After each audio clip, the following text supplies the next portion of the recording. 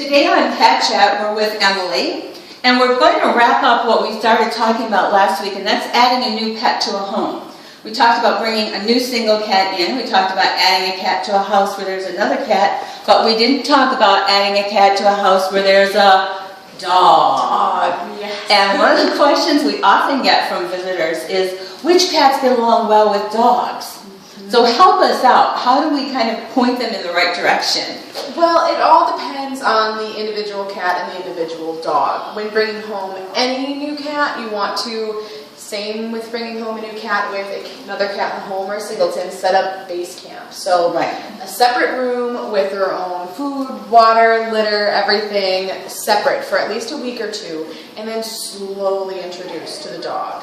Always slowly, always on their time schedule, and you do want to introduce scent as much as possible first, so it's not too much of a surprise. But if you have a dog that is not very cat savvy, or a cat that you know has never met a dog before, you really want to be extra cautious, not only for safety's sake, but for the cat's stress level as well. So one of the things that happens here, Emily, is we often don't have their backstories. So we don't know if they've lived with other animals, cat or dog. Yes. So are there things that we should look for when we're looking at a pet here if we have a dog at home?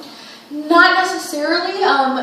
Perhaps a more outgoing one. If there's a cat that's very timid and staying in the den all the time, then that may not be the best candidate because they're going to have to put up with a lot if you have an energetic dog. But again, it comes back to your specific dog. You always want to take precautions and introduce through a baby gate the first time they actually meet. Once your cat that you've brought home is outgoing and fairly supervision is critical. Supervision is key. Never leave them unattended unless you're sure that they'll be okay together, and always contact us to help through the process as well. So we're here to help you with any adoption questions.